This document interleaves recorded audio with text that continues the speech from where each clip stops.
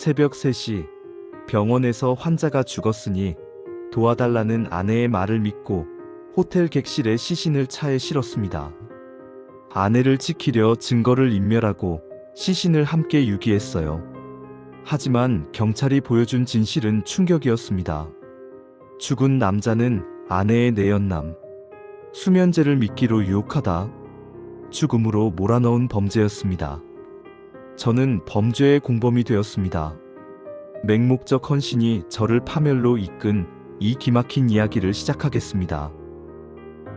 구독과 좋아요는 이야기를 만드는데 큰 힘이 됩니다. 저는 아내의 꿈을 이루기 위해 제 모든 것을 바쳤습니다. 개업 초기, 아내 유나의 성형외과는 이름도 없는 작은 동네 병원에 불과했어요. 환자라곤 몇 명 되지 않았고 월세조차 걱정해야 하는 날들이 이어졌습니다. 하지만 저는 포기하지 않았어요. 제가 가진 모든 인맥을 동원했고 밤낮 없이 발로 뛰며 강남 고급 아파트 분여회를 찾아다녔습니다.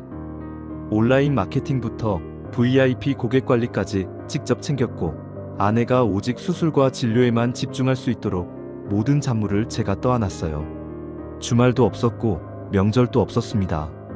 새벽같이 일어나 직원 교육을 챙기고 밤늦게까지 경영 전략을 짰어요. 몇 년의 피땀 어린 노력 끝에 병원은 강남 상류층이 줄을 서는 최고급 성형외과로 자리 잡았습니다. 예약은 몇 달씩 밀렸고 대기실은 늘 화려한 고객들로 가득했어요. 아내의 이름은 업계에서 빛났고 방송과 잡지 인터뷰 요청이 쏟아졌습니다. 저는 그 모습을 보며 뿌듯해했어요. 아내의 성공이 곧 우리의 성공이라고 믿었으니까요. 하지만 성공과 함께 아내는 변하기 시작했습니다. 병원이 바쁘다는 핑계로 저와의 대화는 점점 줄어들었어요. 저녁 식사도 함께하지 않았고 주말엔 학회니 세미나니 하며 집을 비우는 날이 많아졌습니다. 제가 경영 보고를 하려 하면 피곤하다며 대충 듣고 넘겼고 제 이야기엔 관심도 없어 보였어요. 식탁에 마주 앉아도 아내는 계속 휴대폰만 들여다봤고 말을 걸면 귀찮다는 듯 짧게 대답했습니다. 저는 아내가 바쁜 거라고 성공한 의사로서 어쩔 수 없는 일정이라고 스스로를 다독였어요. 하지만 마음 한편엔 불안이 자리 잡기 시작했습니다. 아내의 눈빛에서 예전의 따스함이 사라진 것 같았고 제 곁에 있을 때도 어딘가 다른 곳을 보는 듯한 느낌이 들었어요. 밤에 함께 누워도 아내는 제게 등을 돌리고 잤고 손을 잡으려 하면 자는 척 피했습니다. 그래도 저는 믿고 싶었어요. 우리가 함께 일군이 모든 것이 헛되지 않을 거라고, 아내가 여전히 저를 사랑할 거라고요. 하지만 그건 제 착각이었습니다. 아내의 마음은 이미 다른 곳을 향하고 있었으니까요. 그 무렵 아내의 병원에 한 남자가 찾아왔습니다. 강민석이라는 프리랜서 퍼스널 트레이너였는데 완벽한 몸을 관리하는 직업 특성상 겉으론 건강해 보였지만 극심한 수면장애와 우울증에 시달리고 있었대요. 불규칙한 생활 패턴과 끊임없는 자기 관리 압박이 그를 만성불면과 정서, 불안으로 몰아넣었던 거죠. 처음엔 단순한 피부 시술 차원에서 병원을 찾았지만 아내는 그의 고통을 알아챘습니다.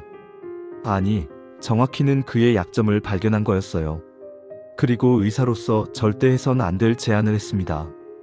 병원에서 빼돌린 수면 마취제를 불법으로 투여해주겠다고, 대신 자신의 공허함을 채워달라고요. 민석은 처음엔 거절했대요. 하지만 밤마다 잠들지 못하고 고통받는 날들이 계속되자 결국 무너졌습니다. 약만 있으면 잠들 수 있고 고통에서 벗어날 수 있다는 희망에 아내의 추악한 거래를 받아들였던 거예요. 아내는 그렇게 환자의 절망을 이용해 금지된 관계를 시작했습니다. 저는 그때 아무것도 몰랐어요. 제 아내가 환자를 상대로 그런 짓을 저지르고 있다는 걸, 의사의 양심을 팔아 자신의 욕망을 채우고 있다는 걸요. 아내와 민석의 만남은 은밀한 오피스텔에서 이어졌습니다. 유나는 진료가 끝난 후 몰래 약물을 챙겨 그곳으로 향했고 민석은 아내가 놓아주는 주사를 맞으며 달콤한 잠에 빠졌어요. 약물이 주는 평온함에 중독된 민석은 아내의 요구를 거절할 수 없었습니다. 두 사람의 만남이 계속될수록 아내는 더 대담해졌고 민석은 더 깊이 의존하게 됐어요. 주 2회, 3회로 늘어나던 만남은 어느새 거의 매일같이 이어졌습니다. 아내는 저에게 거짓말을 했어요. 학회가 있다고, VIP 환자 상담이 있다고, 세미나 일정이 있다고요. 심지어 해외 학회에 간다며 며칠씩 집을 비우기도 했는데 실제론 민석과 함께 오피스텔에 머물렀던 겁니다. 저는 그 말들을 믿었어요. 바쁜 의사의 남편으로서 당연히 이해해야 한다고 생각했으니까요. 아내가 늦게 들어와도 따뜻한 음식을 준비했고 피곤해 보이면 어깨를 주물러줬습니다. 하지만 아내가 향한 곳은 학회장이 아닌 오피스텔 침대였고 VIP 환자가 아닌 내연남과의 은밀한 시간이었어요. 그 추악한 거래가 계속되는 동안 저는 병원 경영에 매달리며 아내의 성공을 위해 더 열심히 일했습니다. 얼마나 우스운 일입니까? 그런데 어느 순간부터 이상한 느낌이 들기 시작했습니다. 아내의 휴대폰이 자꾸 울렸고 전화를 받을 땐 항상 자리를 피했어요. 문자 알림이 오면 황급히 화면을 가렸고 제가 가까이 가면 급하게 앱을 닫았습니다. 아내의 외투에서 낯선 남자 향기가 났고 차량 내비게이션 기록엔 제가 모르는 오피스텔 주소들이 찍혀 있었어요. 신용카드 명세서에도 수상한 내역이 보였습니다. 남성 의류 브랜드 결제, 2인분 식사, 고급 와인바, 방문 같은 것들이요. 저는 아내에게 조심스럽게 물어봤습니다. 요즘 무슨 일 있냐고, 혹시 힘든 일이라도 있냐고요. 아내는 피곤한 표정으로 아무것도 아니라며 제 손을 잠깐 잡았어요. 환자가 많아서 그렇다고 곧 좋아질 거라고 말했습니다. 하지만 아내의 손은 차가웠고 눈은 제 눈을 제대로 마주치지 못했어요. 저는 그 말을 믿고 싶었습니다. 설마 아내가 저를 배신할 리 없다고, 우리가 함께 이룬 이 모든 것을 망칠 리 없다고 스스로를 설득했어요. 하지만 마음 한구석의 불안은 점점 커져갔고 밤마다 잠들지 못하고 아내의 귀가 시간만 기다리는 날들이 늘어났습니다. 무언가 크게 잘못되고 있다는 예감이 저를 짓눌렀어요. 그리고 그날 밤이 찾아왔습니다. 아내는 평소처럼 민석을 오피스텔로 불러냈어요. 하지만 그날은 달랐습니다. 더 강한 효과를 원했던 유나는 평소보다 훨씬 많은 양의 수면 마취제를 민석에게 투여했어요. 민석은 주사를 맞고 깊은 잠에 빠지는 듯 보였습니다. 하지만 시간이 지나도 깨어나지 않았고 호흡이 점점 약해지더니 결국 멈춰버렸어요. 아내는 그제야 심각성을 깨달았습니다. 민석의 맥박을 짚어봤지만 아무런 반응이 없었고 입술은 파랗게 변해 있었어요. 약물 과다 투여로 인한 호흡마비였습니다. 의사인 아내는 응급처치를 시도했대요. 인공호흡을 하고 심폐소생술을 했지만 이미 늦었습니다. 민석의 몸은 점점 차갑게 식어갔고 동공은 확장되어 있었어요. 패닉에 빠진 아내는 민석을 흔들어 깨우려 했지만 소용없었습니다. 평범한 오피스텔 방은 순식간에 시신이 누운 범죄 현장으로 변해버렸어요. 아내는 떨리는 손으로 자신이 저지른 일의 크기를 깨달았습니다. 의사 면허 취소, 형사처벌, 병원 폐업, 모든 게 끝이라는 공포가 엄습했어요. 하지만 그녀가 가장 먼저 떠올린 건 죄책감이 아니었습니다. 바로 저였어요. 늘 자신의 뒤처리를 해주던 남편 말입니다. 새벽 3시, 아내에게서 전화가 걸려왔습니다. 평소와 다른 떨리는 목소리에 저는 깜짝 놀라 전화를 받았어요. 아내는 울먹이며 말했습니다. 큰일 났다고, 환자가 시술 중에 갑자기 사고가 났다고요.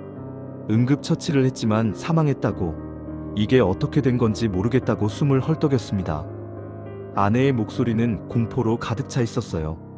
제 이름을 부르며 울부짖는 그 목소리를 듣는 순간 제 심장도 덩달아 미친 듯이 뛰었습니다. 이대로 신고하면 의료과실로 몰려 병원이 문을 닫게 될 거라고, 면허가 취소될 거라고, 우리가 평생 쌓아온 모든 게 무너질 거라고 울부짖었어요. 아내는 계속해서 반복했습니다. 어떻게 하면 좋겠냐고, 당신만 믿는다고, 제발 도와달라고요. 저는 머리가 하얘졌습니다. 우리가 함께 일군 병원이 제가 쏟아부은 모든 시간과 노력이 한순간에 사라질 수도 있다는 공포가 몰려왔어요. 아내는 제게 애원했습니다. 지금 당장 와달라고, 함께 이 위기를 넘기자고요. 저는 아내의 말을 단 한순간도 의심하지 않았습니다. 그저 사랑하는 아내가 위기에 처했고 제가 달려가야 한다는 생각뿐이었어요. 옷도 제대로 챙겨 입지 못한 채 차 열쇠를 집어들었습니다. 저는 차를 몰고 아내가 알려준 주소로 향했습니다. 새벽 거리는 텅 비어 있었고 신호등 불빛만이 정막을 비추고 있었어요. 그곳은 병원이 아니라 낯선 오피스텔이었습니다. 이상하다는 생각이 들었지만 아내가 환자 사고라고 했으니 다 이유가 있을 거라고 믿었어요. 문을 열고 들어간 순간 저는 눈앞의 광경에 얼어붙었습니다. 침대 위엔 젊은 남자가 누워 있었고 아내는 식은땀을 흘리며 그 옆에 서 있었어요. 주변엔 주사기와 약병들이 흩어져 있었고 침대 시트는 흐트러져 있었습니다. 방 안의 분위기는 어딘가 이상했어요. 저는 떨리는 목소리로 물었습니다. 이게 무슨 상황이냐고, 왜 병원이 아닌 이런 곳에 있냐고요. 아내는 급하게 설명했습니다.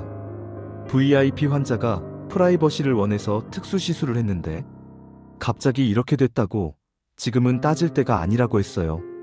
하지만 저는 직감적으로 무언가 단단히 잘못됐다는 걸 느꼈습니다. 아내는 제 손을 꽉 잡고 간곡히 부탁했습니다. 우리 인생을 지키자고, 함께 이 위기를 넘기자고요. 저는 결국 고개를 끄덕였습니다. 그게 제 인생 최악의 선택이었어요. 아내의 지시에 따라 저는 움직였습니다. 장갑을 끼고 오피스텔 곳곳에 지문을 닦아냈어요. 주사기와 약병은 봉투에 담았고 침대 시트는 교체했습니다. 아내는 떨리는 손으로 민석의 시신을 담요로 감쌌어요. 그 과정에서 차가운 손이 제 손에 스쳤고 저는 비명을 참아야 했습니다. 새벽 4시, 복도는 조용했습니다. 저희는 비상계단을 이용해 지하주차장으로 시신을 옮겼어요. 복도를 지날 때마다 CCTV가 눈에 들어왔고 누군가 나타날까봐 심장이 터질 것 같았습니다. 제 차량 트렁크에 실을 때 저는 손이 너무 떨려서 제대로 할 수가 없었어요. 아내가 제 어깨를 두드리며 괜찮다고, 곧 끝날 거라고 속삭였습니다.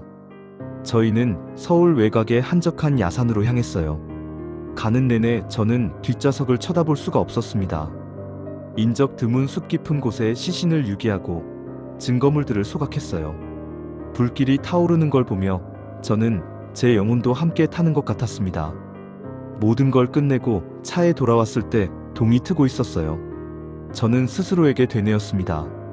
아내를 지킨 거라고, 우리 가족을 지킨 거라고요. 하지만 제 손은 계속 떨렸고 양심의 무게가 가슴을 짓눌렀습니다. 그 후 일상으로 돌아왔지만 아무것도 예전 같지 않았습니다. 병원에서 직원들을 마주할 때마다 그날 밤의 장면이 떠올랐어요. 저는 밤마다 악몽에 시달렸습니다.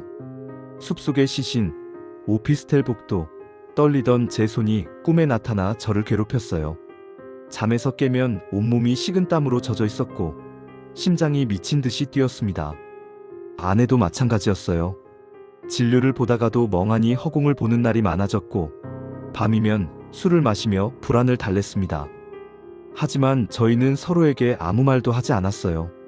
그냥 없었던 일처럼 끔찍한 사고였을 뿐이라고 스스로를 속였습니다.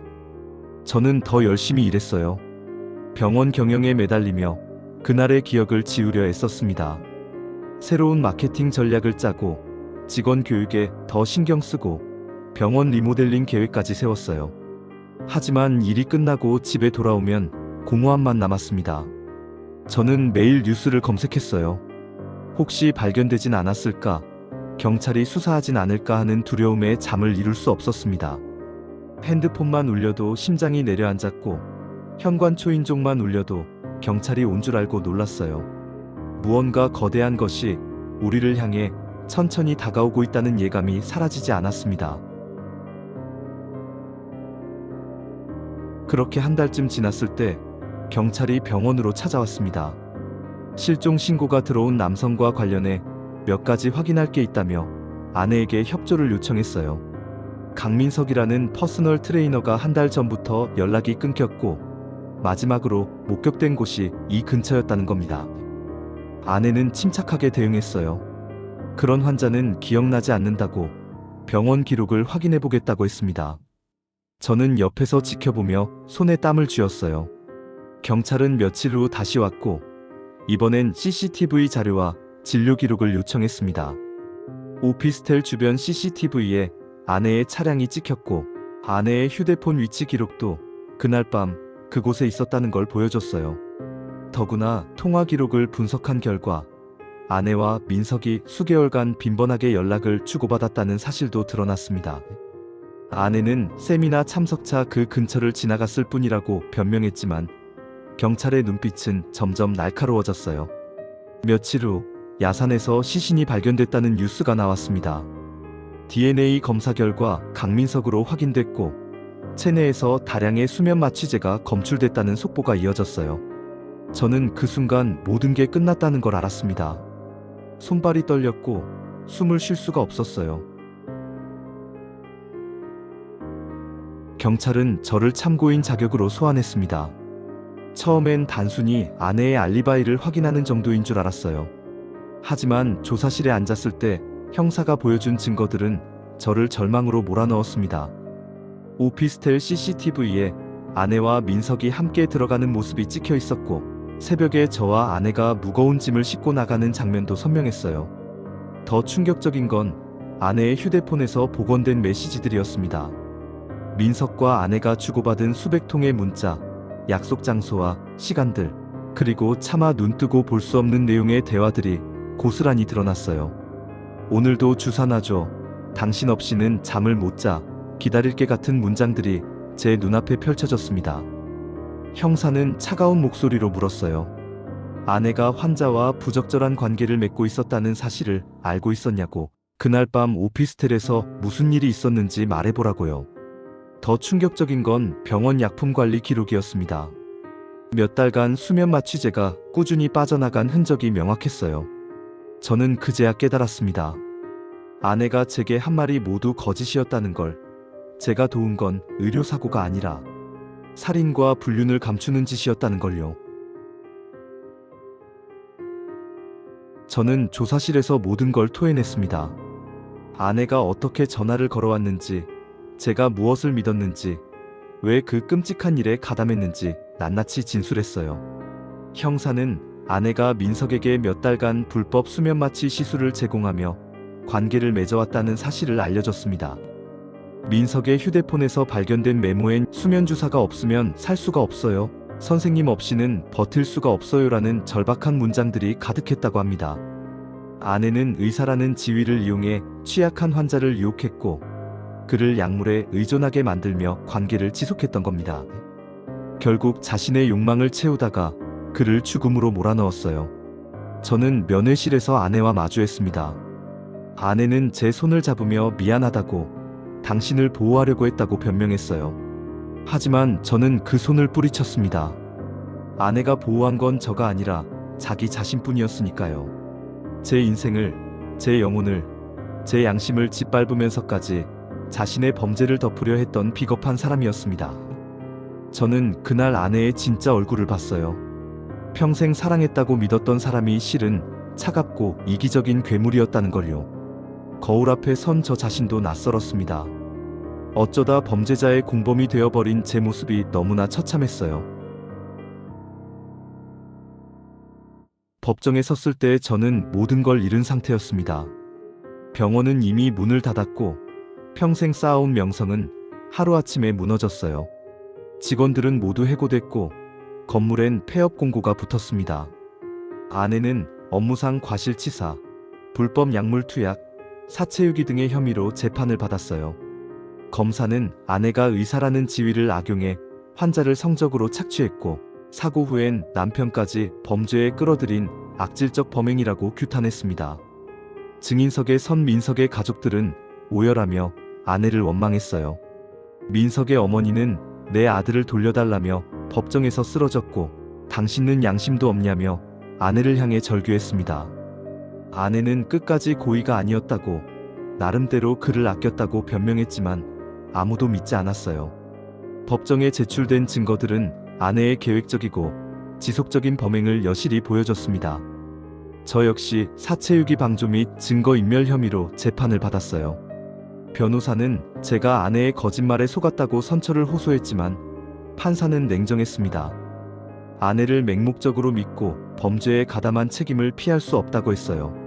아내에게는 징역 7년이, 저에게는 징역 2년의 집행유예가 선고됐습니다. 법정을 나서며 저는 무너졌어요. 제 인생은 완전히 끝나버렸습니다. 면회실에서 아내와 마지막으로 마주했을 때 저는 이혼 서류를 내밀었습니다. 아내는 울먹이며 다시 시작하자고, 모든 걸 용서해달라고 애원했어요. 나오면 다 잘해주겠다고, 당신만 있으면 된다고 말했습니다. 하지만 저는 더 이상 그 사람을 사랑하지 않았어요. 아니, 사랑했던 사람은 처음부터 존재하지 않았던 것 같습니다. 제가 사랑한 건 제가 만들어낸 환상 속의 아내였고, 실제 그녀는 욕망에 눈먼 비겁한 인간이었으니까요. 저는 서류에 서명했고 면회실을 나왔어요. 밖으로 나오니 차가운 바람이 불었습니다. 저는 모든 걸 잃었어요. 병원도, 명예도, 재산도, 사랑도요. 주변 사람들은 저를 손가락질했고 지인들은 연락을 끊었습니다. 하지만 그 순간 동시에 깨달았습니다. 제가 진짜 잃은 건 아내가 아니라 저 자신이었다는 걸요. 아내의 성공을 위해 제 삶을 포기했고, 아내를 지키기 위해 제 양심마저 버렸습니다. 이제 저는 다시 시작해야 해요. 죗값을 치르고 용서를 구하고 저 자신을 되찾는 긴 여정을 말이에요. 욕망에 눈먼 한 여자와 헌신에 눈먼 한 남자가 만든 비극, 그것이 제 이야기입니다. 이 이야기를 듣는 분들께 부탁드립니다. 맹목적인 사랑이 얼마나 위험한지, 자신을 잃으면 모든 것을 잃는다는 걸 기억해 주세요.